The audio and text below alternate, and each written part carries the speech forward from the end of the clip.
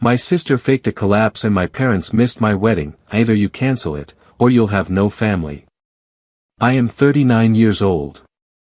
Right at this very moment, as I gather my thoughts to tell you this, the smell of freshly baked chocolate cake floods every corner of my kitchen. It's a delicious chaos. My 15-year-old daughter, Lucia, is attempting a ridiculously complicated recipe she saw on the internet, and there's flour in places I didn't know existed.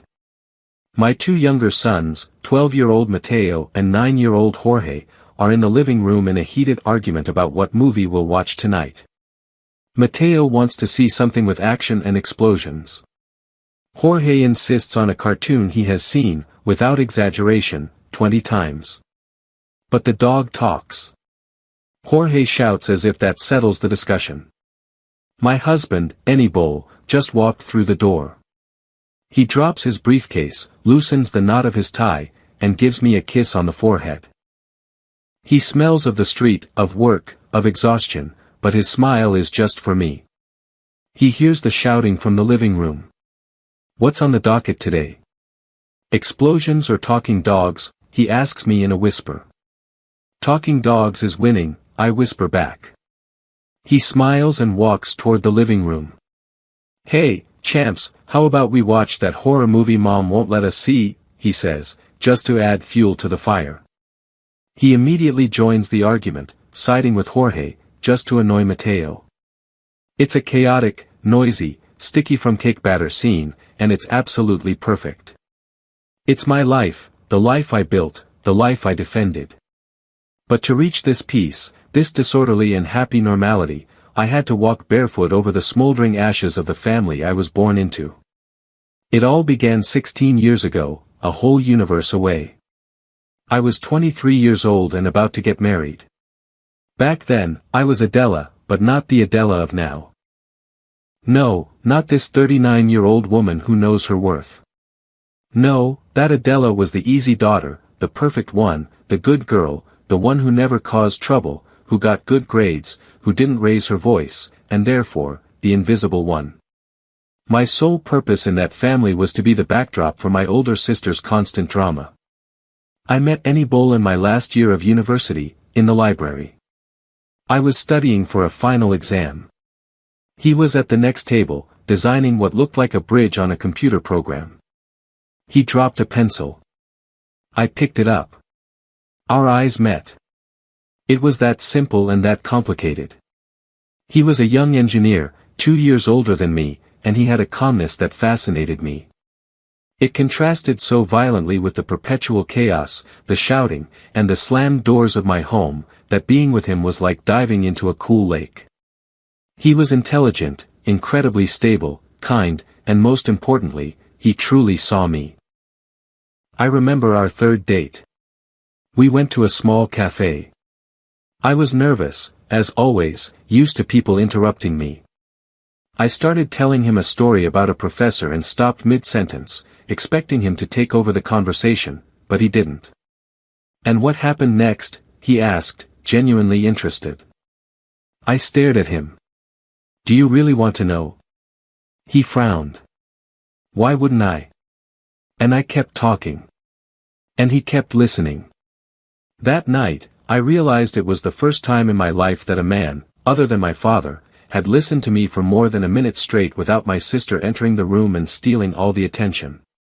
Anibol didn't see Brisa's little sister, he saw me, Adela. He saw my effort, my fears, and my potential. For a woman who had lived her whole life as a shadow, being seen is like feeling the sun on your face for the first time after a long winter. After 2 years of dating, he proposed to me in that same cafe. I was on cloud 9. It was the first brick of my own life. The next step, of course, was protocol, the formal dinner for him to meet my parents. I remember that night with a clarity that burns. The taste of fear in the back of my throat. I brought Anibol to the house where I grew up, feeling like I was leading a lamb to the slaughter. At first, everything was unsettlingly normal. My mother, Gregoria, had taken out the best china, the one she only used on Christmas. My father, Fausto, served Anibol a glass of expensive wine. They seemed pleased. Any Bull, with his calm conversation, his well-tailored suit, and his evident professional success was already a project engineer at a major firm, was exactly the kind of son-in-law any parent would wish for. They talked about politics, sports, everything was civilized, but I felt that vague anxiety in the pit of my stomach, a tight knot I knew all too well. It was the calm before the storm. In my family, normality was just a temporary disguise, a cheap stage play we put on between the epic crises of my older sister, Brisa. I had prayed, literally prayed, for Brisa to stay at her apartment that night, or to be late, or to get the flu, anything. My prayers were not answered. We were halfway through dessert. My mother had just served her famous flan when the front door flew open, slamming against the wall. It was Brisa, 3 years older than me, 26 at the time. She entered making a deafening noise, her heels clattering on the wooden floor like hammer blows announcing her arrival. She was enveloped in a cloud of expensive, sweet perfume, so strong it almost drowned out the smell of the flan and wine. It was an invasive scent, it was the scent of Brisa. She wore a red dress, a blood-red dress, so tight it looked painted on her body, with a neckline that was frankly inappropriate for a family dinner. It was a dress for a nightclub, not for meeting your sister's fiancé. But Brisa always needed to be the center of attention. "Hello, family. Sorry I'm late," she cooed, though she didn't sound sorry at all. She completely ignored me, as if I were part of the decor. Her eyes landed on Any Bull immediately, and it wasn't a glance, it was a scan, an evaluation, like a predator sizing up its prey. She looked him up and down, and a slow smile spread across her face. Well, she said, approaching the table, passing by my side so close her dress brushed my arm, but without looking at me. "You must be Any Bull. Little Adelita didn't tell me you were so handsome." The diminutive, Adelita, I hated it. It was her way of making me small, of reminding me that I was the child and she was the woman. I felt the blood rush to my face. It wasn't a compliment, it was a challenge, a provocation. "I'm Brisa," she said, extending her hand across the table and leaving it in Any Bull's for much longer than necessary, caressing his palm with her thumb. Any Bull, always polite but visibly uncomfortable, gently withdrew his hand. "A pleasure. Adela has told me a lot about you."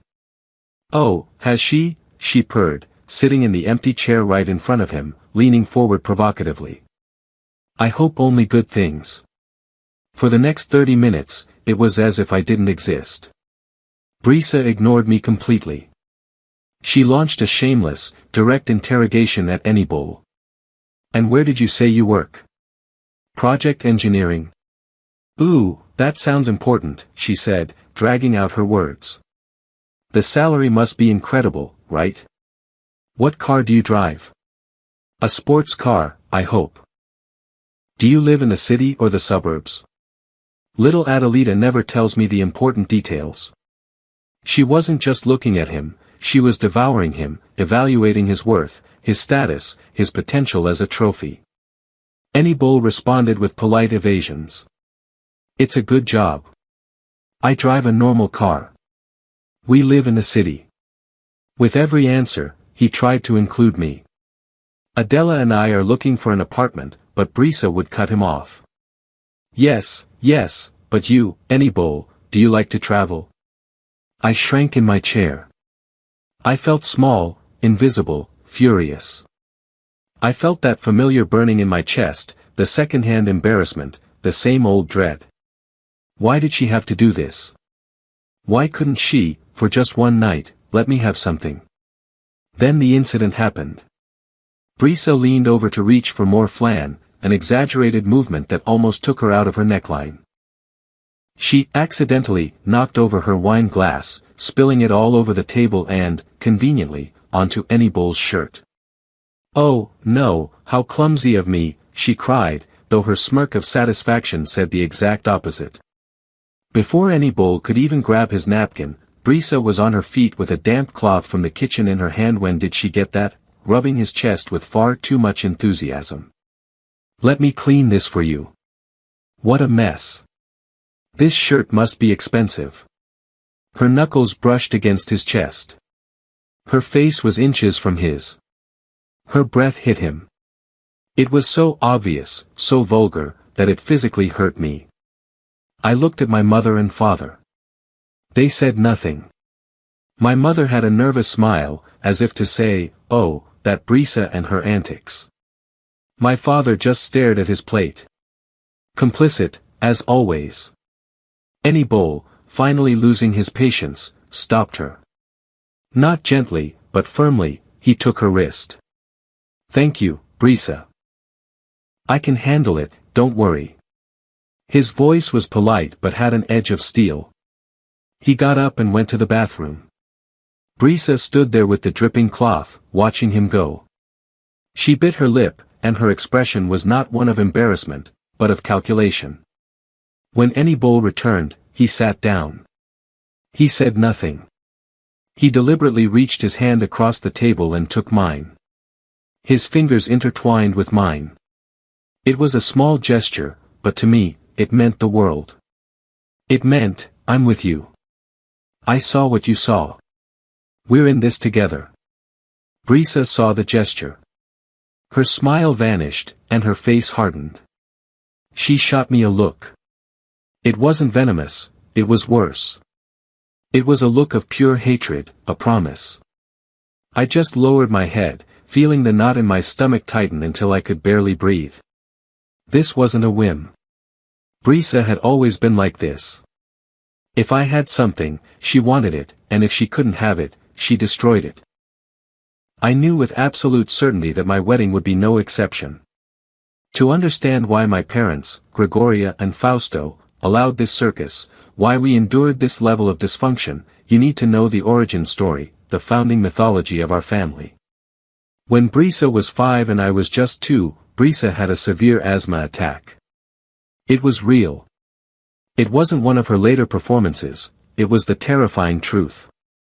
I was very young, but I remember it in fragments, like a nightmare. I remember the sound, a high-pitched whistle like a trapped bird. I remember playing on the floor with my wooden blocks. I remember Brisa, who had been running around, suddenly stopping and turning pale. She clutched her throat. My mother, Gregoria, was in the kitchen. Brisa tried to call her, but only that whistle came out. She turned blue. Her lips. I remember her blue lips. My mother came into the living room, saw me playing, and saw Brisa standing still. "Brisa, what's wrong?" she said, annoyed.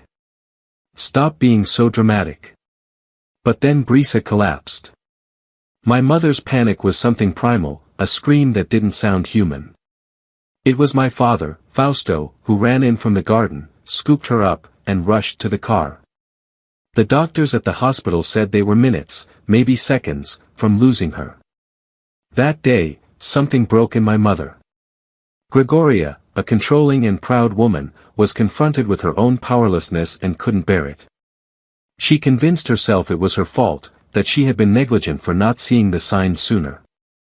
And from that moment on, Brisa ceased to be a child and became a relic, an untouchable glass idol, a fragile creature who could not be denied anything, could not be contradicted, could not be caused the slightest stress, for fear that she would stop breathing again. But the worst part, the most twisted part, was that my mother, in her grief and guilt, needed another villain, and I was right there. "You were crying," she told me once, years later, during an argument. I must have been about 14. Don't you remember? You were throwing a tantrum on the floor with your blocks. You agitated her. You were making noise, and that agitated her. You almost killed your sister. I was 2 years old. That guilt was installed in my bones like marrow. I was raised not as a daughter, but as Brisa's keeper. My purpose was to feel responsible for her health, her happiness, and her emotional well-being. I was the strong one, the healthy one, the one who could take it. She was the glass. And Brisa, being anything but foolish, learned to wield this like a weapon with surgical precision. Now, at 26, Brisa no longer had severe clinical asthma. Doctors said she had outgrown it in puberty, but she had perfected the art of somatic manipulation. Whenever my parents denied her something, whenever I received a compliment, whenever the spotlight moved away from her, Brisa would put a hand to her chest. "Oh, I don't know, I'm having trouble breathing," she would gasp, her eyes widening in false alarm. "Or I think I'm having a tachycardia. I feel like I'm going to faint." It was pathetic, obvious theater, but it worked like a charm. The ghost of that 5-year-old girl with blue lips would appear in the room. My parents would panic, guilty, terrified, and they would give in. They always gave in. They gave her money they didn't have for trips she needed for her stress. They paid for 3 different university degrees, all abandoned halfway through. They forgave her tantrums, rudeness, hangovers, and failures. I remember one time when I was 16. I had won a state debate scholarship. It was a great honor and included a small cash prize. I was so proud. I came home with my trophy. That same night, Brisa, who was 19, crashed my father's car. She was drunk. Not only was she not punished, but they used my prize money to help pay the insurance deductible. "Adelita, you understand," my father told me. "Your sister is going through a tough time. She's very depressed. You're strong." Meanwhile, I had to be perfect, get scholarships, and ask for nothing. That night, after the hellish dinner, after any bowl and I left, I tried to talk to my mother. It was a stupid impulse. The last kick from the inner child who still wanted her mom to defend her. "Mom," I said over the phone, "I know you saw it. The wine glass thing. The way Brisa acted with any bowl was completely inappropriate. She humiliated me. I foolishly hoped that for once, just once, she would agree with me." Her response was an icy blow straight to the stomach. "Don't be selfish, Adela." Selfish. That was her favorite word for me. My cardinal sin. "Your sister hasn't had your luck," she continued, her voice hardening. "She's alone, she doesn't have a good job. Life has been hard for her. Seeing her younger sister get everything is difficult. You have everything, Adela. He's handsome, he has money, you're getting married. She has nothing. The least you can do is learn to give in. Have a little compassion. Is that too much to ask?" I hung up the phone feeling dirty, as if I were the guilty one, as if my happiness were a weapon I used to hurt my sister. It didn't matter that I had worked tirelessly for everything I had. It didn't matter that Brisa's bad luck was a direct consequence of her laziness, her arrogance, and her destructive attitude. In the court of my family, the verdict was always the same. I was the selfish villain, and she was the perpetual victim. And now that victim had set her sights on my future husband. The following weeks, while Annie Bowl and I were neck-deep in wedding preparations, menu tastings, guest lists, flowers, Brisa's obsession intensified. It was no longer subtle. It became a harassment campaign. She would casually show up at our apartment around dinner time, unannounced. "I was just passing by," she'd say, even though she lived on the other side of town. She would sit on our sofa, criticize my decor, and ask Annie Bowl questions, ignoring me. She would call Annie Bowl on his cell phone with increasingly foolish pretexts. "Oh, Annie Bowl, is little Adelita with you? It's just that she's not answering. You see, I got a flat tire." "Brisa, I'm in the middle of a meeting," Annie Bowl said once, clearly annoyed. "And Adela is sitting right next to me. Her phone hasn't rung." There was a silence, and she hung up, but she didn't stop. Then she began an active smear campaign. One day, Annie Bowl came to my apartment after work. He looked more than tense, he was livid. "What's wrong?" I asked, my stomach clenching. He sighed, running a hand through his hair. "Your sister. Your sister is unbelievable. What did she do now?" "She didn't call me. It was worse. She showed up at my office." I froze. What? Yes, at reception. She said it was a family emergency. My assistant let her through. She came in, closed the door, and told me she had to warn me about you. No, I whispered, feeling a wave of shame. Yes.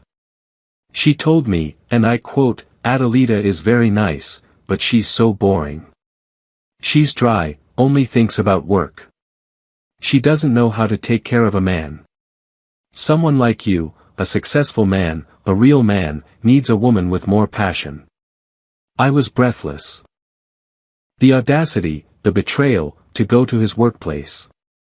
"Any Bowl, I'm so sorry," I started to apologize, the programmed response of my entire life. He stopped me, putting his hands on my shoulders and looking at me intently. "No, stop. Don't apologize for her ever again. She's ridiculous." "What did you say to her?" I asked. "I told her I love Adela, not the distorted version she thinks I need. I told her what she was doing was harassment, and I told her that if she ever showed up at my office again, I would call security. I kicked her out of there." The receptionist looked at me like I was crazy.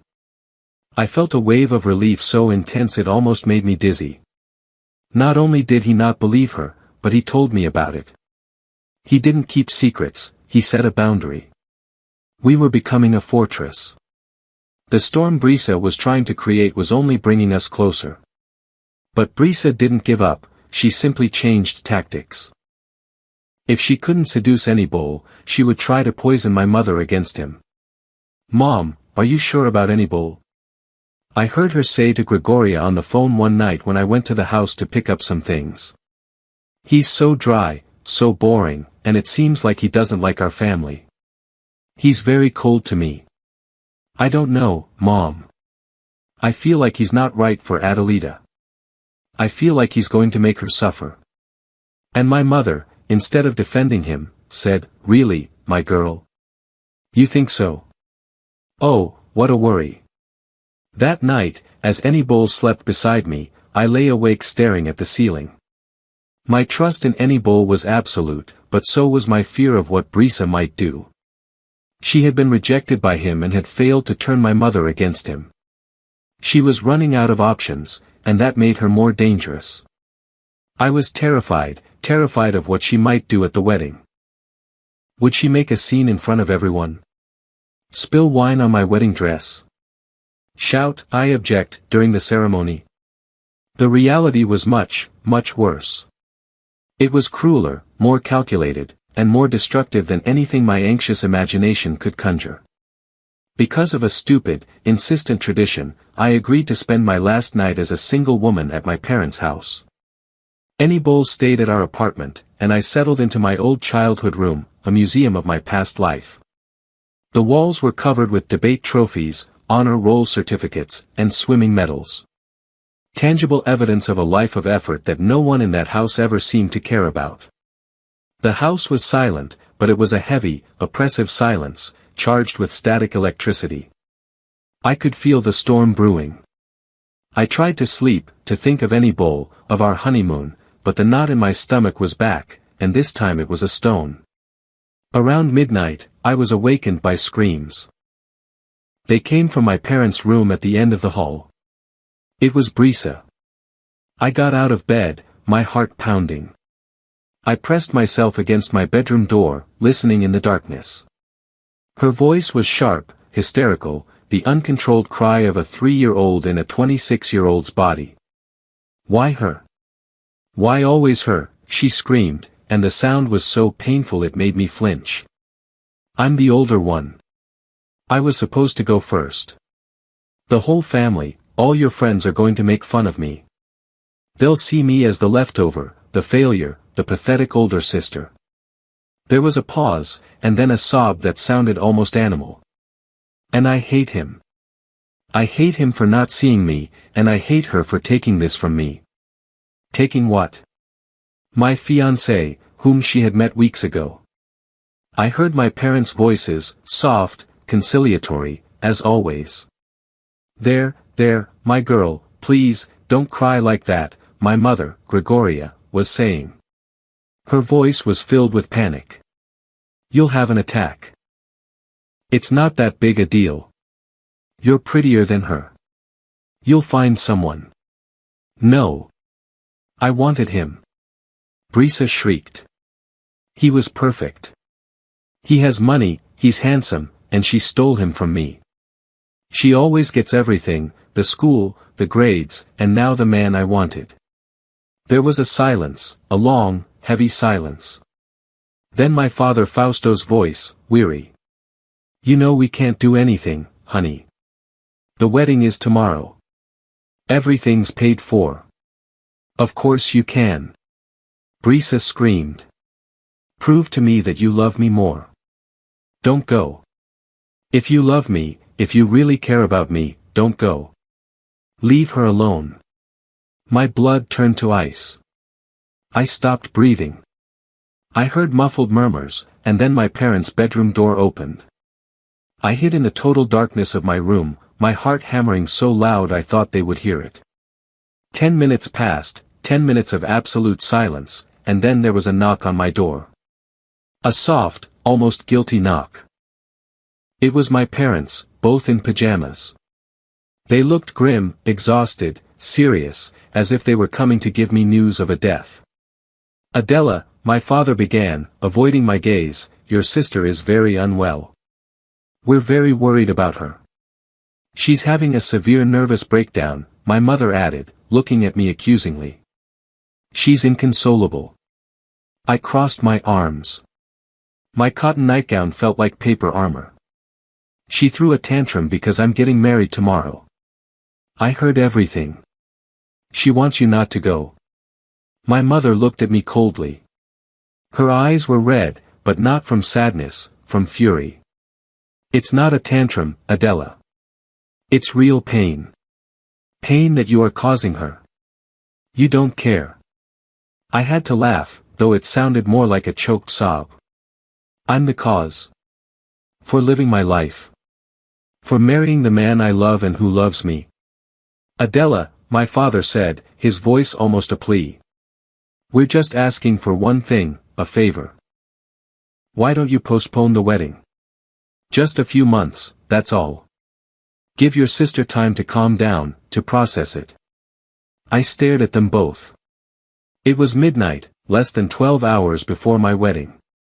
150 guests, many flying in from other cities. A venue paid for, flowers, food, a dress, a groom waiting for me. You're insane, I whispered in disbelief. You're completely insane. Adela, it's your sister, my mother began. No, I cut her off.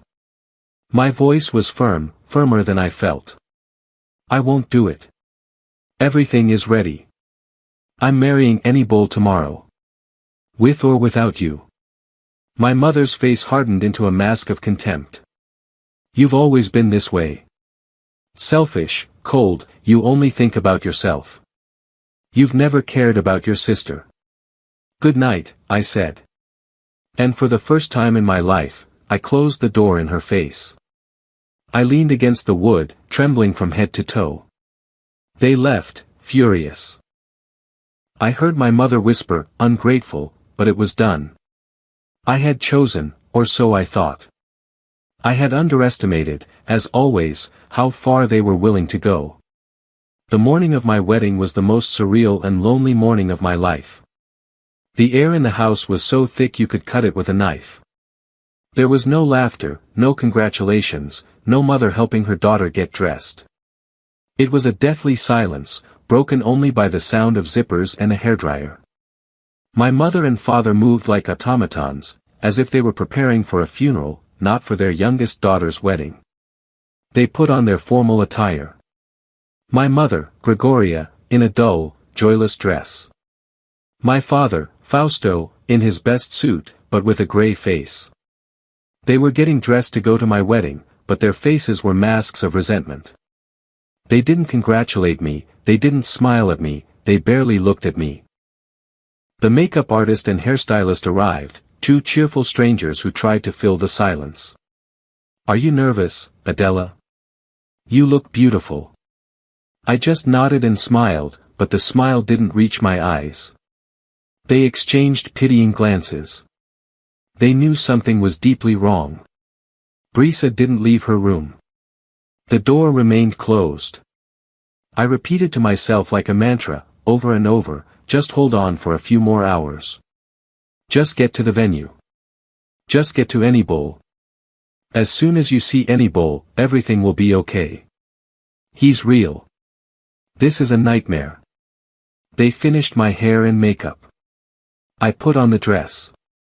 It was beautiful, simple, elegant, an ivory white that shimmered in the morning light. I looked at myself in the full-length mirror of my old room. I was a bride. My hair was perfect, my makeup was flawless, but my eyes looked like those of a frightened deer. Then I decided to make one last, stupid attempt at peace. The inner child, the one who still wanted her sister to be happy for her, took control. I took a deep breath. I left my room. The smell of hairspray and bridal perfume followed me. I knocked gently on Brisa's door. "Brisa," I said, my voice barely a whisper. I'm about to leave. I just wanted to see you." There was a silence, and then the door flew open. Brisa was standing there in pajamas. The same pajamas from the night before. Her hair was a tangled mess, and her eyes were swollen and red from crying. She looked me up and down. Her gaze swept over the dress, the perfect makeup, the veil pinned in my hair. She saw the bride. She saw my happiness. Her face contorted. It was just an instant, a microsecond, but I saw something I had never seen before. It wasn't envy, it wasn't sadness, it was pure, black, absolute hatred. It was the look of someone willing to burn the whole world down just so you couldn't be happy.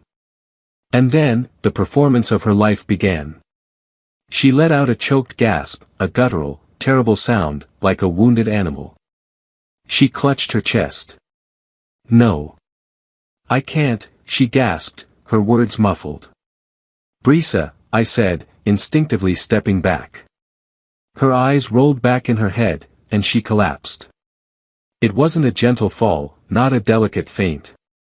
She fell like a sack of potatoes, dead weight.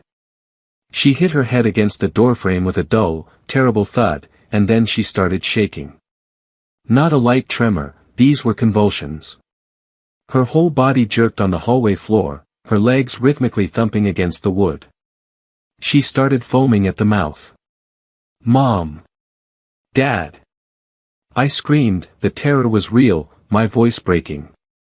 My parents ran out of their room, already dressed for the wedding. When Gregoria, my mother, saw Brisa on the floor convulsing, she let out a shriek that chilled me to the bone. A scream I hadn't heard since that time 20 years ago. "Brisa! My baby! Not again! It's another attack! Fausto, call an ambulance! Now! Now!" My father, pale as a ghost, ran to get the phone, his hands shaking so much he could barely dial. My mother threw herself on the floor, cradling Brisa's head, crying hysterically. "No, my love, don't go. Stay with me, please. Breathe, my darling, breathe." And I just stood there, paralyzed, frozen in my wedding dress. A part of me was in absolute panic. What if it was real? What if the stress, the envy, the hatred had actually triggered an attack? Was my sister dying at my feet on my wedding day?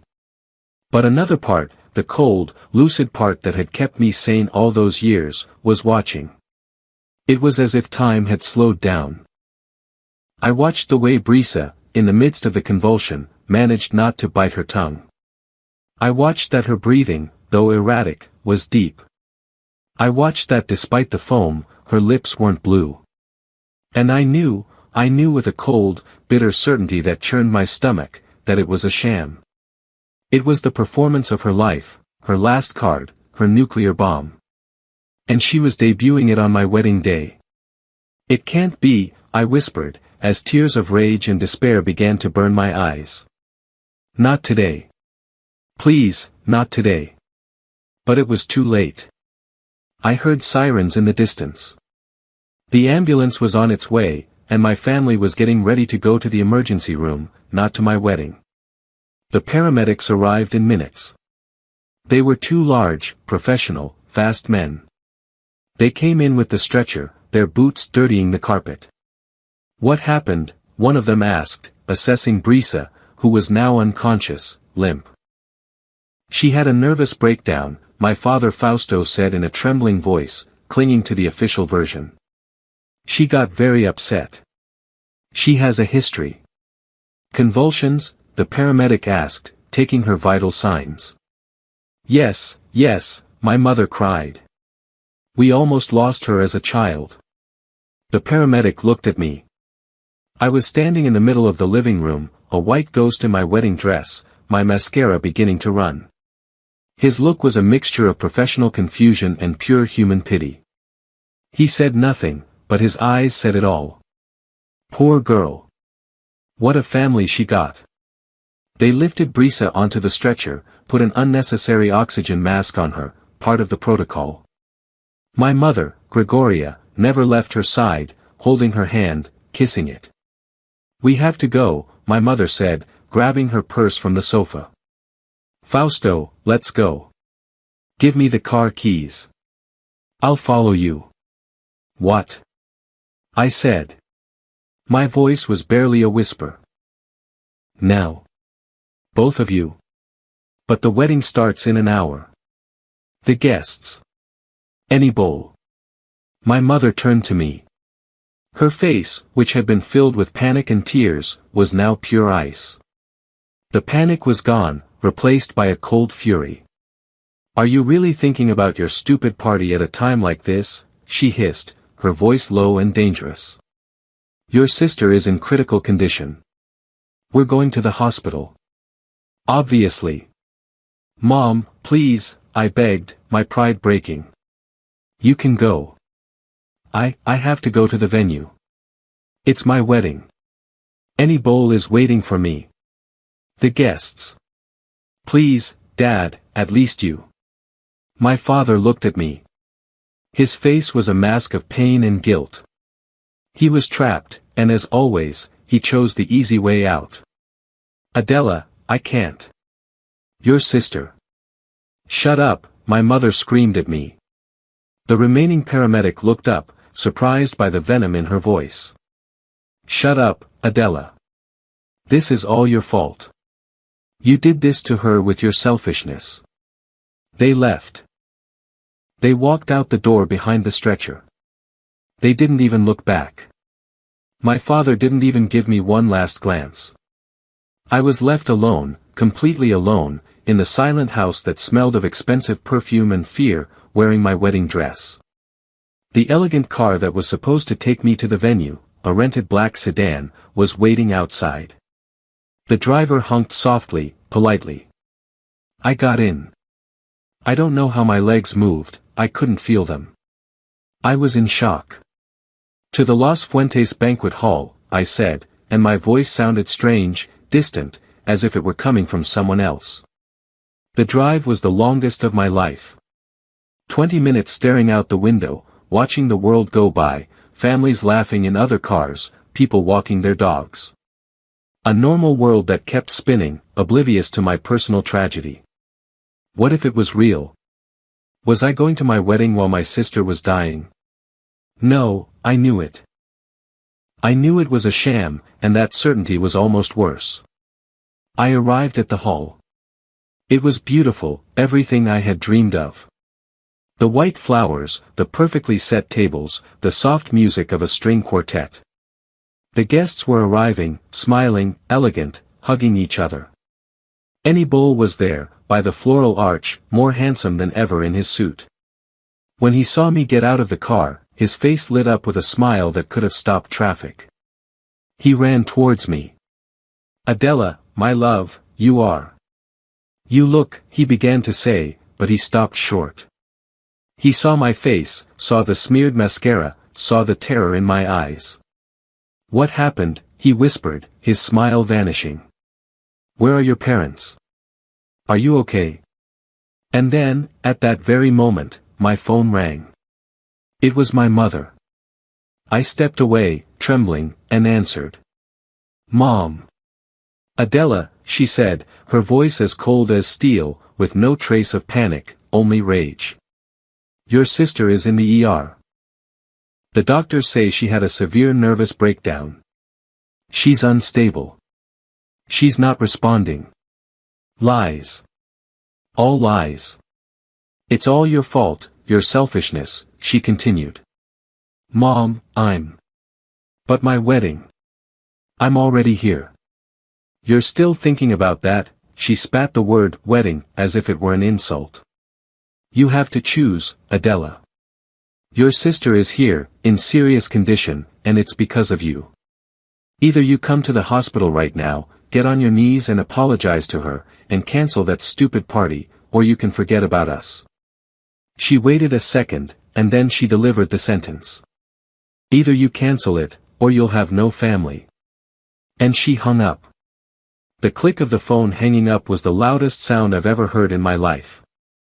The sound of a door closing forever. I looked at the phone. I looked at the guests laughing, oblivious to everything. I looked at Annie Bull, who was watching me with such deep, desperate concern. They've chosen, I whispered, the tears falling hot on my chest. Once again, they've chosen her. I collapsed. It wasn't dramatic, my legs simply gave out. The weight of the dress, the weight of 23 years of emotional abuse, it all came crashing down on me. Annie Bull caught me before I hit the ground. Adela, my love, what is it? Talk to me, you're scaring me. I sobbed uncontrollably against his suit lapel, ruining the silk without a care. They're not coming. The words came out in ragged, ugly, wet gasps. My mother. My mother said Brisa had a collapse, that she's in the ER, that it's my fault. I buried my face in his chest. She said if I don't cancel the wedding right now, I'll have no family. Annie Bull went rigid. I felt his muscles tense under my hands. His parents, my future in-laws, who had been greeting guests, rushed over when they saw the scene. They heard the last part. There was an absolute silence between the four of us. The string quartet stopped playing. My in-laws looked at me with an expression of pure horror. My mother-in-law, Carmen, a sweet, quiet woman but with a spine of steel, was the first to react. What kind of parents, she whispered in disbelief, what kind of monsters do this to their own daughter on her wedding day? And then she did something that changed the course of my life. She came over and gently pulled me away from Annie Bull. She put her warm hands on my cheeks, forcing me to look at her. My eyes were full of tears, my makeup was a mess, and she hugged me. It was a hug I had never felt in my life. Not the guilty, quick hug of my mother. Not the awkward, distant hug of my father. It was a solid, real hug, a hug that said, I'm here, you're not going to fall. An unconditional hug. You are not alone, Adela, she said, her voice firm, without a hint of pity, only strength. Listen to me carefully. You haven't been left without a family. Those people are not your family. That is a monstrosity. From this second on, we are your family, do you understand? You are my daughter. You are the daughter I always wanted. I clung to her, to this woman I had only known for a year, and for the first time that day, I truly cried. I cried for the family I was losing, the one I never really had. And I cried with a relief so deep it hurt, for the family I was gaining. It was the first time I felt what a mother's unconditional love was like, I thought, as she stroked my hair, not caring that my veil was being completely ruined. My father-in-law, a man of few words, put his large hand on my shoulder. We're with you, daughter.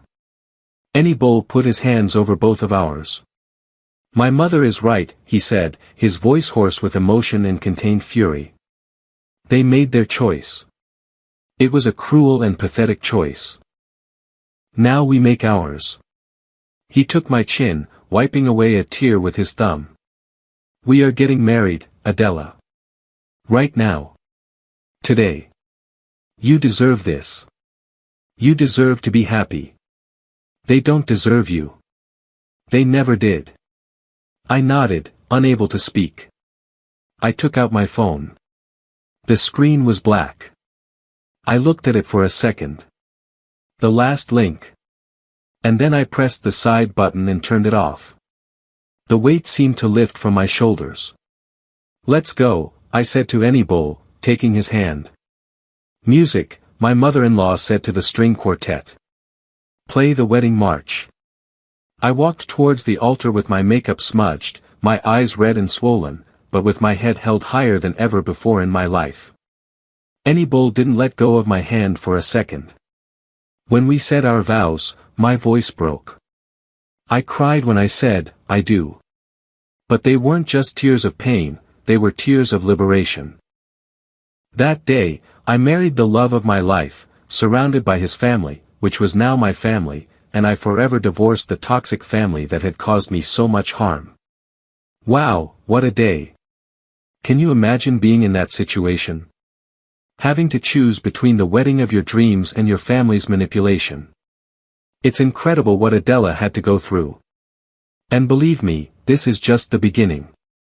If this story has already gripped you, please give this video a like. It helps the algorithm show us to more people.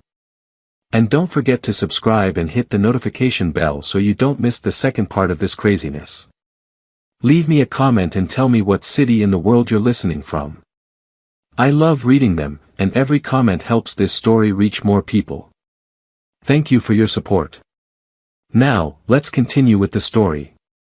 Life went on, as it always does. It doesn't wait for you to heal, it just drags you along with it. Anibol and I went on our honeymoon to a small beach not too far away. It was a week of healing. We talked a lot, I cried a lot, and he held me. I kept my phone off for 7 days. When I turned it back on, there wasn't a single missed call, not one message, nothing. Confirming what I already knew, the threat was not a bluff. They had kept their word. When we returned, we moved into a new apartment in a different part of the city. I got a new phone number and didn't give it to my parents, nor to any relative who might give it to them. It was a clean break. A year passed. It was a year of learning to live without that constant anxiety in the pit of my stomach, without walking on eggshells. It was difficult. The guilt that had been programmed into me for 23 years didn't disappear overnight. It was a ghost in my head. Sometimes I would wake up in the middle of the night, cold sweating, with the image of Brisa convulsing. What if it was real? I would think, my heart racing. What if she's in a hospital? What if she died and it's my fault? Anibol, ever patient, would hold me and remind me of the truth. My love, it wasn't real. It was manipulation. And even if it were real, what kind of parents would do that to their other daughter? No, Adela. You're safe. You're free. It took me months, maybe a whole year, to start believing him. Then I got pregnant. The pregnancy was bittersweet. I was incredibly happy, but there was a shadow. The shadow of the mother I didn't have. Seeing other pregnant women talking with their mothers, buying baby things together, hurt. 9 months later, I gave birth to a beautiful baby girl, my Lucia. As I held my daughter in my arms in the hospital room, a wave of emotion so powerful washed over me that it left me breathless. I looked at her perfect little face, her tiny fingers, and I thought of my mother. How could a mother not want to meet this creature? How could a grandmother not want to hold this hand? Hope, that stubborn, stupid, irrational thing, bloomed in my chest one last time. Maybe a granddaughter, I thought. Maybe a baby can heal the wounds. Maybe the grandmotherly instinct is stronger than the poison. With a trembling hand, from the same hospital bed, with my baby sleeping on my chest, I dialed my parents' old home number. My mother answered on the 3rd ring. Hello, her voice dry, sharp, unchanged. My stomach clenched. "Mom," I said, my voice small, broken from childbirth and fear. "It's Adela." There was a silence so long, so cold, it burned through the phone line. "Mom. Your granddaughter was born," I said, trying to put joy in my voice. "It's a girl. She's beautiful. Her name is Lucia." I waited. I prayed for a congratulations, a question, an "are you okay," anything. What I received was pure, distilled poison. "We have nothing to talk about, Adela," she said, her voice devoid of any emotion. "And I'm not interested in your daughter. A girl. Poor thing. I hope she doesn't turn out like you." I couldn't breathe. "We have nothing to say to each other," she continued, "until you and your husband come to this house, get on your knees on the floor, and apologize to Brisa. She's still depressed because of you. You ruined her life, and now you call to rub your happiness in her face. You're cruel, Adela." And she hung up. I stared at the phone, listened to the dead dial tone, and something inside me, that last tiny cord, that last thread of childish hope that tied me to them, snapped. It pulverized. It wasn't just sadness I felt, it was relief. A deep, absolute relief, as if a 100-kilo weight had been lifted from my chest. The last chain had broken, the door had closed, and I was finally, irrevocably free. I turned off the phone, kissed my daughter's forehead. "You and me, my love," I whispered as a tear fell on her cheek. "We'll have something different. I promise you. No one will ever make you feel like your happiness is a crime." That was the last time I cried for them. From that day on, Gregoria, Fausto, and Brisa were dead to me. Time has a wonderful way of moving on, especially when you have a reason to. My children became my reason. Days turned into weeks, weeks into months, months into years. The trauma didn't disappear, but it became encapsulated. It became a scar, a reminder of what I had survived rather than an open wound. 12 years had passed since that call in the hospital, 13 years since my wedding day. My life, the one Gregoria had cursed, flourished in a way I never thought possible. I was now 35. Anibol and I were a team, a real team. We had worked tirelessly. He had his engineering firm, and I went back to work as an accountant after our youngest son, Jorge, started kindergarten. We were two working parents, tired but deeply united. We bought a house. Not a mansion, not for a sheik, but it was our house. In a quiet neighborhood with a small backyard where we installed a swing set. A house that wasn't filled with tension, muffled screams, and envy. It was filled with noise. The noise of our 3 children, our eldest daughter Lucia, 11 years old, smart, focused, and with her father's calmness. And our 2 sons, Mateo, 8, and Jorge, 5, 2 whirlwinds of chaotic energy who seemed to be on a mission to test the durability of every object in the house. Our life was loud, messy, often sticky, and absolutely, overwhelmingly happy. My in-laws, Carmen and her husband, became the grandparents my children deserved. They came every Sunday. They filled the house with the smell of Carmen's cooking and my father-in-law's laughter playing soccer in the yard with the boys. They were my real parents. They called me daughter, and I called them mom and dad, and I meant it. The storm of my wedding, that fire that was supposed to destroy me, had actually forged Anibol and me. It had united us in an unbreakable way. We had faced the worst together from the very first day of our marriage. We knew we could handle anything. I thought about my old family sometimes, in the quiet nights, or on birthdays, or at Christmas, but not with pain.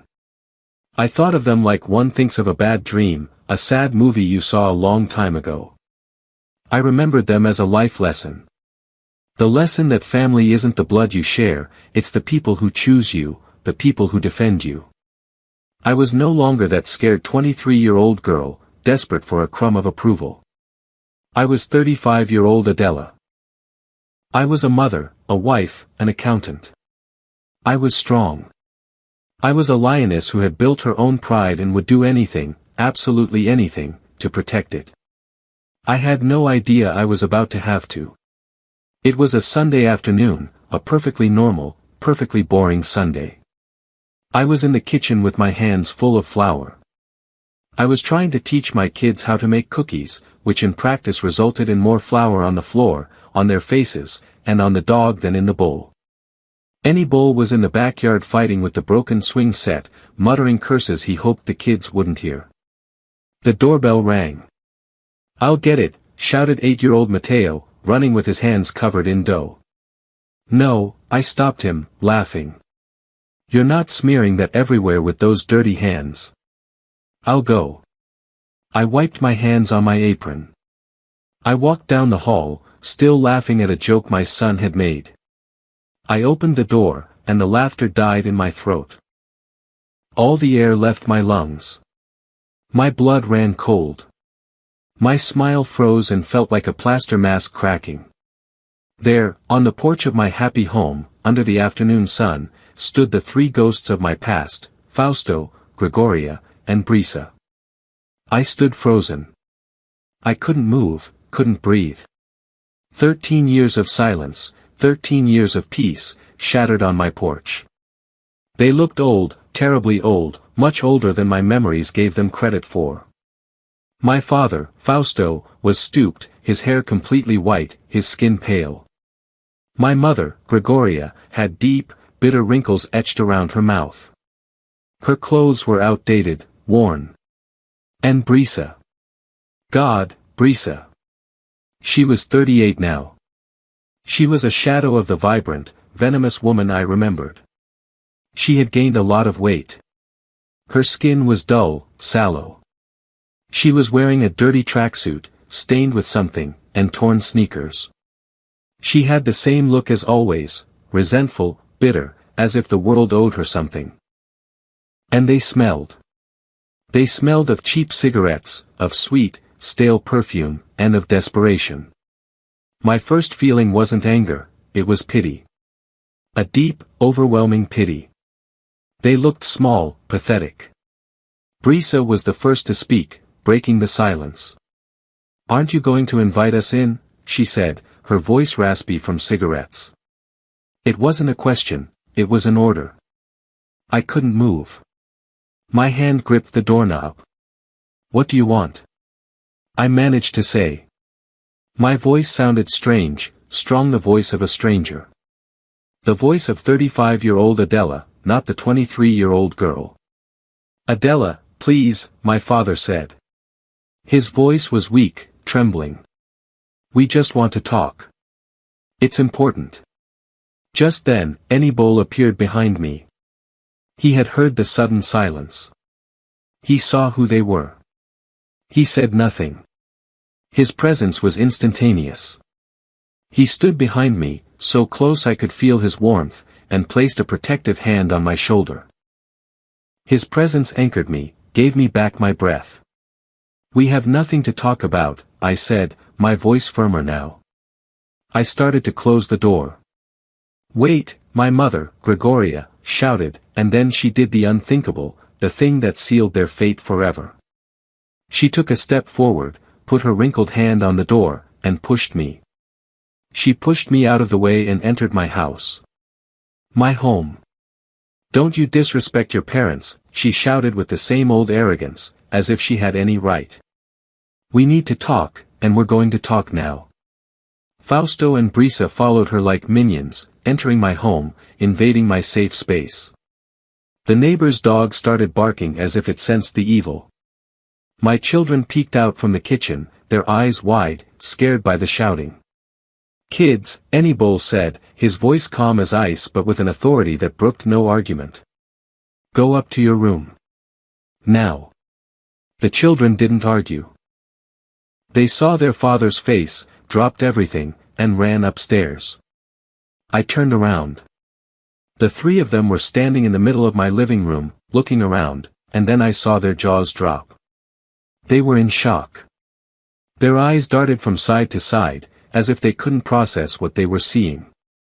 It wasn't a mansion, we weren't millionaires, but it was a beautiful house. The furniture was good quality, the wooden floors shone. There was a large flat-screen TV on the wall, and photos everywhere. Photos of my laughing children in their school uniforms. Photos of Annie Bowl and me on the beach, holding each other. Photos of our Christmases with my in-laws, surrounded by mountains of gifts and food. Photos of a happy life, a normal life, a prosperous life. A life I had built without them, despite them. I could see the envy on their faces. It was almost physical, a sour smell that filled my clean living room. Well, Brisa whispered, her voice dripping with venom. She touched one of my embroidered cushions with disdain. So this is where you've been hiding, little Adelita. You've done very well for yourself, haven't you? How much does Annie Bowl pay for all this? What do you want? I repeated, my voice now hard as a diamond. You are not welcome here. You have 1 minute to tell me what you're doing in my house before I call the police. Don't talk to your sister like that, Gregoria snapped. She is not my sister, I said. And you are not my parents. You are strangers who have just trespassed on my property. You have 1 minute left. Adela, please, my father Fausto began, wringing his hands. His arrogance had vanished, replaced by a pathetic desperation. Things haven't been good. And then, as if on cue, Brisa started to cry. They weren't tears of sadness, they were tantrum tears, ugly, loud, guttural. I got fired, she sobbed, collapsing onto my clean sofa uninvited. Again. That idiot boss of mine said I had a bad attitude. And I have debts. I owe money on my credit cards. The bank is going to take my apartment. That sounds terrible, Annie Bowl said, his voice flat, emotionless. But as I'm sure you'll understand, that is absolutely not our problem. Of course it is, my mother, Gregoria, screamed, losing it, pointing a trembling finger at me. This is all your fault, Adela. All of it. Look at your sister. Look how she lives while you roll around in money and luxury. You ruined her life, my father added, a pathetic echo. She was never able to get over it. Get over what? I asked, though I already knew the answer. Get over the fact that I didn't let her steal my fiancé. Annie Bowl. Brisa shrieked from the sofa, her face red and swollen. I could never get over him. I liked him. I saw him first, and you took him. She has always loved Annie Bowl. She couldn't be with anyone else after what you did to her. It was your fault. Annie Bowl and I looked at each other. The absurdity, the dementia of the situation was almost comical. She is 38 years old, Annie Bowl said flatly. And she saw me once before our wedding. To say she loves me is ridiculous. It's time she took responsibility for her own life. She can't, my mother said, her voice suddenly dropping to a solemn, almost religious tone, as if she were about to say the most profound thing in the world. She's broken. She's broken because of you, Adela. And you are the only one who can fix her. I crossed my arms. Oh, really? And how am I supposed to do that? My mother, Gregoria, took a deep breath. She looked at my father as if for support. He nodded weakly. She looked at Brisa, who was staring at her with demented hope, and finally, she looked at me. It's time for you to pay for your happiness, Adela, she said with total and absolute seriousness. It's time for you to do the right thing for your sister. We want you to divorce Annie Bowl. It's only fair. You've already had him for 13 years. You've had your children with him. Now it's Brisa's turn. Leave him for her. The silence that fell in the room was absolute. Total. It was so quiet I could hear the hum of the refrigerator from the kitchen. I could hear the faint sound of the TV my children had turned on upstairs. Annie Bowl and I stared at each other. We said nothing. I blinked. He blinked. Had we heard correctly? Had my mother, my own mother, just suggested that I, her daughter, dissolve my 13-year marriage, abandon my family, and give my husband to my unstable sister as if he were a pair of old shoes? What did you say? I managed to articulate, my voice a thread. That you divorce him, Brisa repeated, this time getting up from the sofa. There was a spark of demented, triumphant hope in her eyes. It's only fair. I saw him first. You stole him from me. You took my happiness away. Now you have to give it back. I felt rage rise from the soles of my feet. It wasn't normal rage, it was volcanic, white-hot rage. It was the accumulated fury of 13 years of peace, preceded by 23 years of pain, humiliation, and abuse. I opened my mouth. I was going to scream. I was going to destroy them. I was going to say things so vile they would never forget them. I was going to call the police and have them dragged out of my house.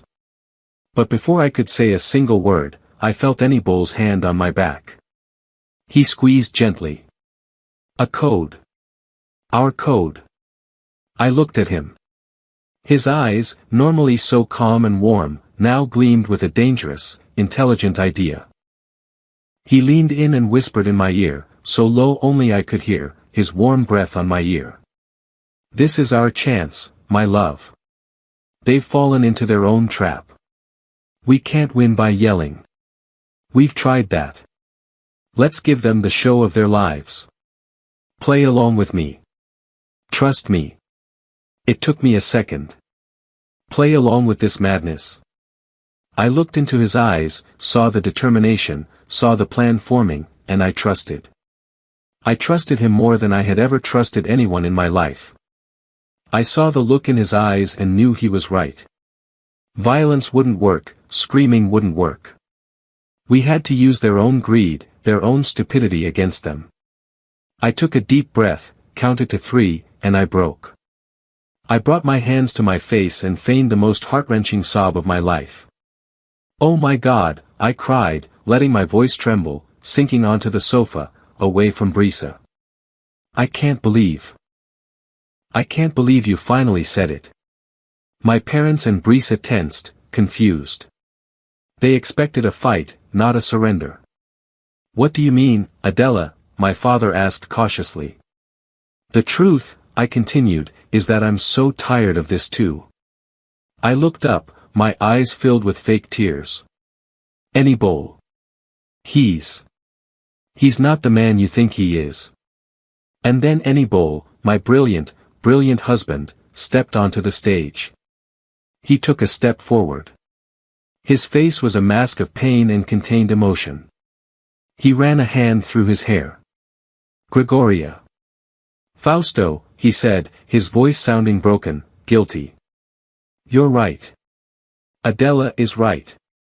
Brisa gasped, bringing her hands to her mouth. It's been 13 years, Anybol continued, looking at me with a faked sadness that deserved an Oscar. 13 years of pretending. And the truth is, I've always had feelings for Brisa. I almost laughed. Almost. He was a brilliant actor. Brisa's eyes lit up. It wasn't hope, it was pure, manic triumph. Really, she whispered. We knew it, my mother, Gregoria, exclaimed, clapping her hands. We always knew. I saw it in your eyes that first night. We knew a man like you, a real man, couldn't be happy with someone as simple and boring as Adela. I felt the sting. I always felt it. But I ignored it. The game was afoot. The trap was set. Brisa was ecstatic. Her face, once bitter and sallow, was now flushed with triumph. It was as if she'd been injected with life. Anybol, my love, she shrieked, her voice several tones higher. She took a step to hug him, to throw herself at him. I knew you loved me. I knew you felt the connection. Oh, my love, I knew this day would come. We'll be so happy. I'll make you so happy. Anybol held up a hand to stop her, but he did it with a look of fake adoration. Wait, Brisa, wait, my love. I'm so happy. I'm so overwhelmed. He started pacing the room like a madman, running his hands through his hair. I can't believe it. So many years lost, so many years trapped in this life. I know, I said from the sofa, crying. It's been hell. But it's over. Anibole exclaimed. It's over. Brisa, my love, you are my salvation.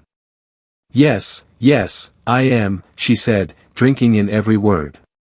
I'm so happy, Anibole continued, his voice rising to an almost manic pitch, that I'm going to quit my job tomorrow.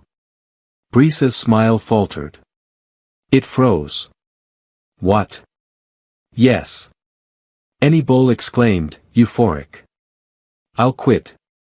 I don't want to waste another second of my life in that boring office. Why do I need that stressful job when I have you? My true soulmate. But. Brisa stammered, panic starting to dawn in her eyes. Anibole ignored her. His eyes shone with a feigned madness. And I want to be with you. 24/7. I won't leave your side for an instant.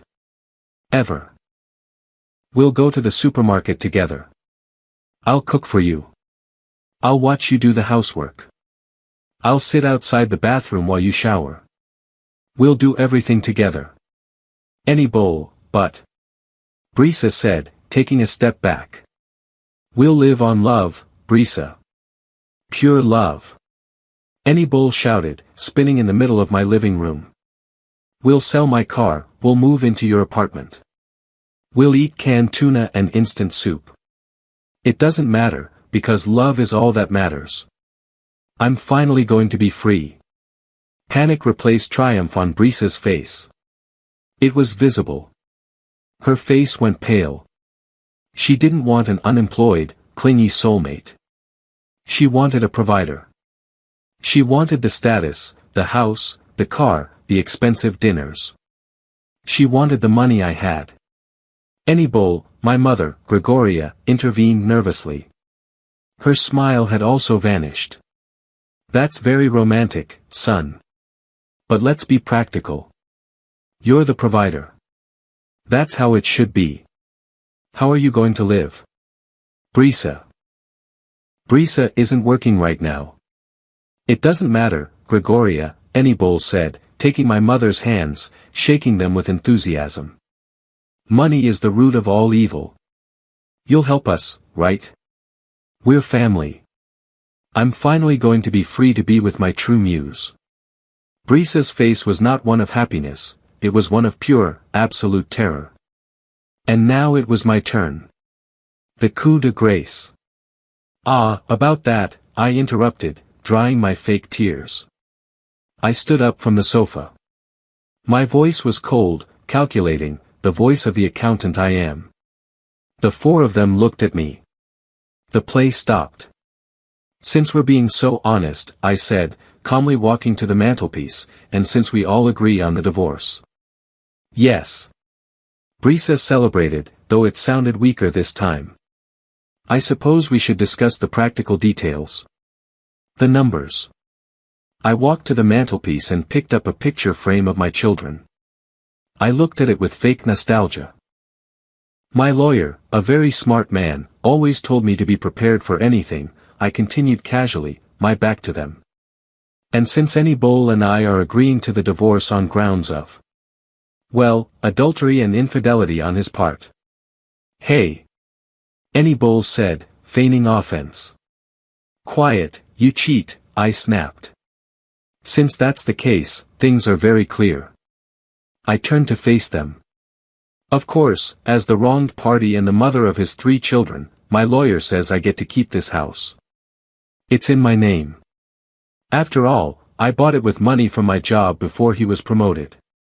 A small lie, but they didn't know that. My parents' faces fell. I could see them imagining Brisa living in my house. I'll also keep the family car. The SUV is also in my name, I added, and naturally, half no, 60% of all the savings and investment funds we've accumulated over these 13 years, for emotional damages. But, Fausto said, his voice weak, isn't that unfair to any bull? Unfair? I laughed. He's leaving me for my sister. I think it's quite fair. It's the law, I said, shrugging. But that's not the most important part.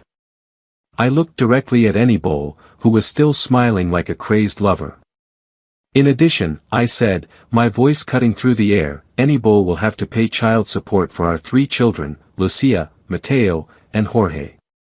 That's 3 children, as you know, and they are accustomed to a certain standard of living. I began to count on my fingers. That includes their private schools, of course. Piano lessons for Lucia, soccer for Mateo, dentist and orthodontics for Jorge, summer camps, clothes, food, health insurance. My lawyer calculated that the total, to start, will be about 50,000 Mexican pesos a month. The silence was deafening. 50,000 pesos. It was an astronomical figure designed to induce panic. 50. What? My father Fausto whispered. He had to sit down. 50,000 pesos, I repeated, articulating each syllable. But it doesn't matter, I said, smiling sweetly at Brisa. Because any bull will be unemployed, remember? He'll be living on love with you. He'll be a poet or something. I turned to my sister, who looked like she was going to vomit. So I guess you, Brisa, and you, Mom and Dad, will be paying that amount, right? Us? Shrieked Gregoria. Of course, I said, as if it were obvious. I mean, you wanted this. You planned it. You came to my house to demand it. You are causing the divorce. You are the architects of this beautiful new relationship. So, obviously, you will assume your financial responsibility. You will pay for my children's support. Gregoria and Fausto turned white. Not pale. White like hospital sheets. My mother, Gregoria, was trembling. She turned slowly. Not to me, but to Brisa. Her eyes, which had looked at Brisa with blind adoration her entire life, now burned with a fury I had never seen in her. A fury of being cornered, of facing poverty. Are you insane? She screamed at her, her voice breaking into a shriek. Brisa stumbled back, tripping on the rug. But Mom, you said. You were the one who. Shut up. Gregoria roared, unrecognizable. 50,000 pesos. Are you out of your mind? You're going to steal your sister's husband. You're going to ruin this family. Where the hell are we going to get 50,000 pesos a month? Useless. That word. Useless. The word they had always reserved for me, the selfish, cold, simple one. They had never, ever said it to Brisa. Brisa was in shock. Her face crumpled. But you told me. You made me. You said it was my turn, that he loved me. We thought he had money, my father Fausto shouted, finding his voice, a high-pitched, panicked voice. We thought he was going to help us, not cost us. 50,000. You'll leave us on the street. It was the most pathetic, most grotesque, and most beautiful scene I had ever witnessed in my life. The Holy Family, devouring itself the moment that money, their true God, entered the equation. And then any bull stopped acting. In an instant it was as if a mask fell away.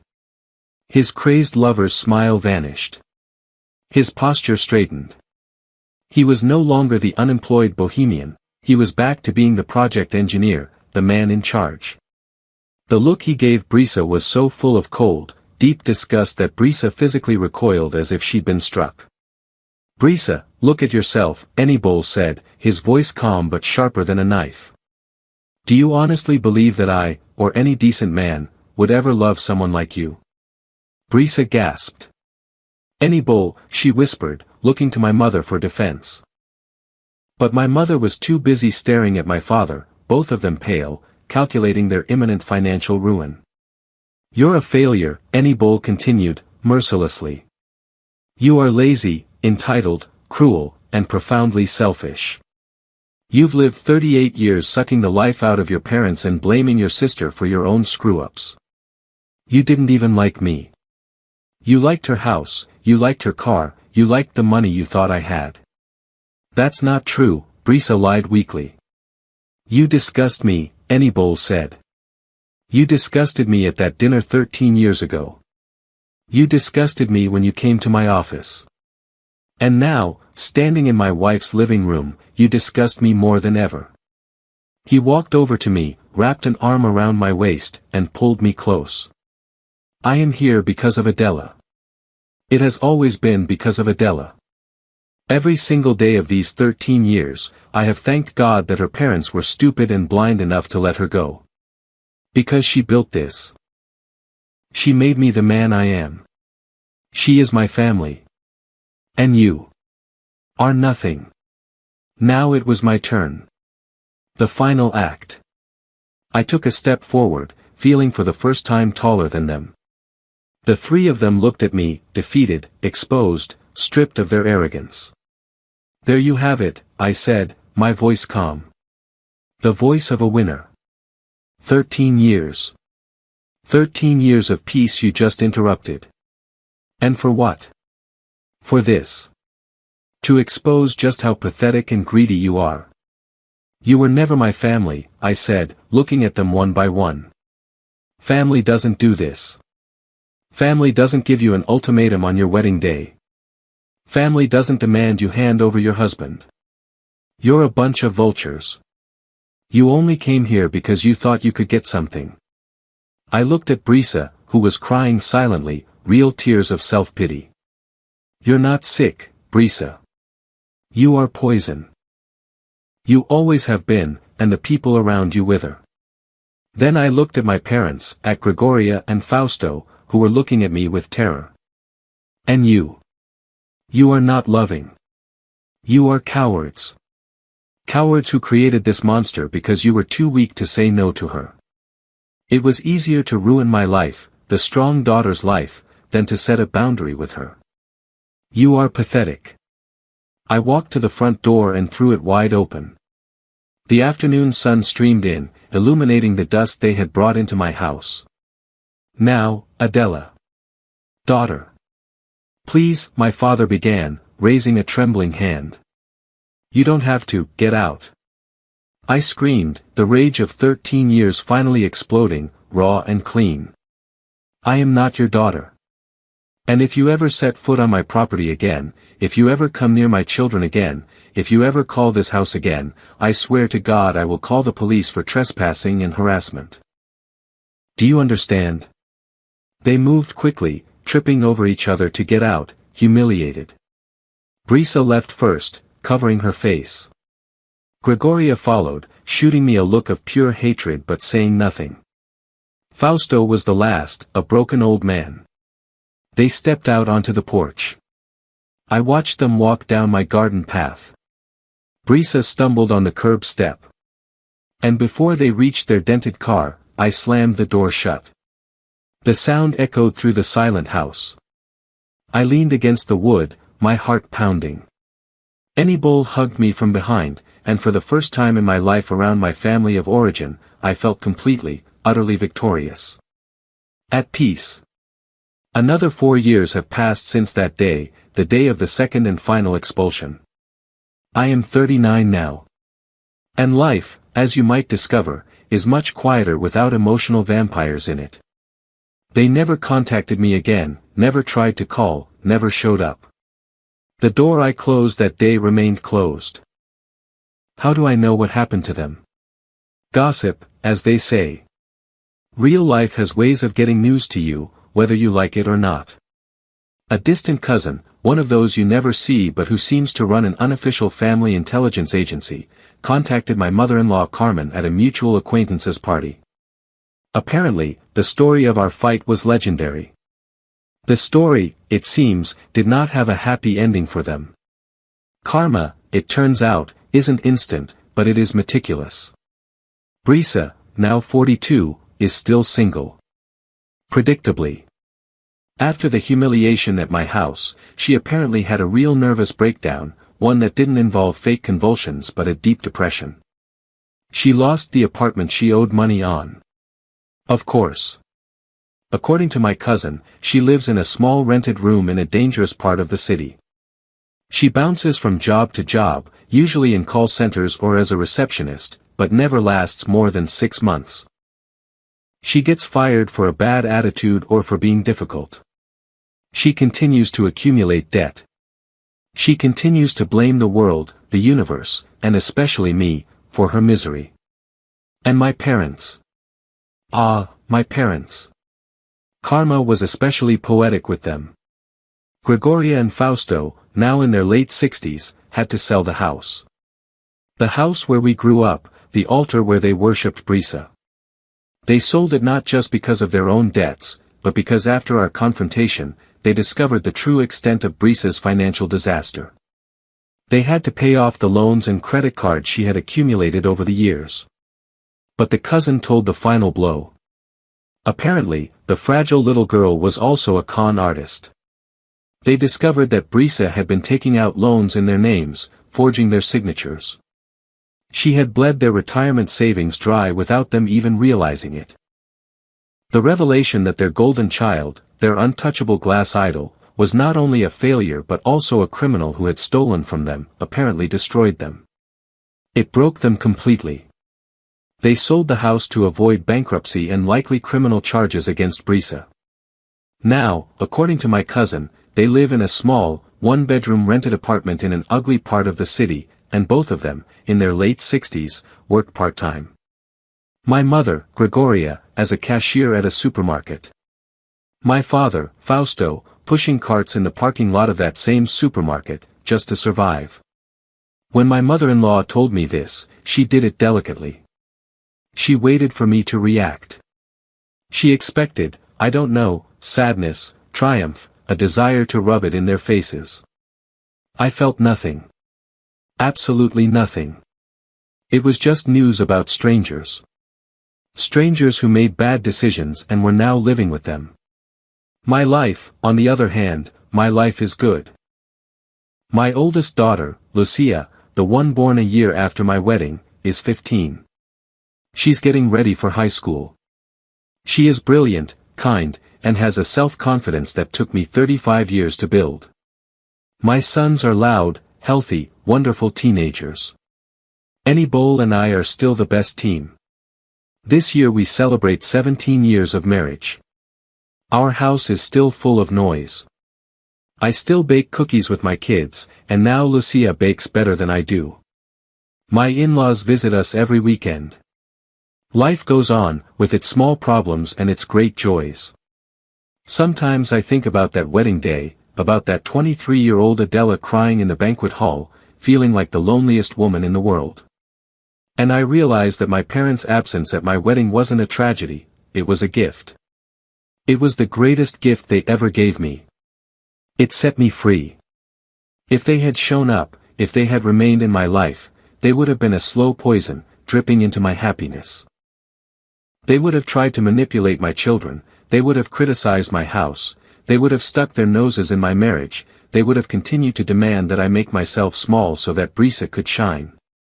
They chose their fate that Sunday afternoon in my living room, but really, they had chosen it 13 years earlier when they decided a fake seizure was more important than their real daughter. They chose the comfort of their guilt over the truth. And now they are living the exact life they built for themselves. They are caring for the monster they so carefully created in their old age. Sometimes at night, when the house is quiet and everyone is asleep, I wonder, should I feel guilty? Should I feel pity for letting my elderly parents live like this? Should I, as the good daughter, seek them out and help them? Or is this divine justice? Is it fair that they are finally paying the consequences for the monster they created, while I live the happy life they tried to take from me? What do you all think? Was I wrong? Thank you for listening to Adela's incredible and long story until the end. What a journey. What would you have done in her place? Do you think Adela did the right thing by cutting ties and letting them face their karma? Or does blood run thicker than water, and should she help them now in their old age? Leave me your honest opinion in the comments. If you like this story and want to hear more family dramas and revenges like this, please like this video, subscribe to the channel, and hit the notification bell so you don't miss a single new release. Your support means everything to us. See you in the next story.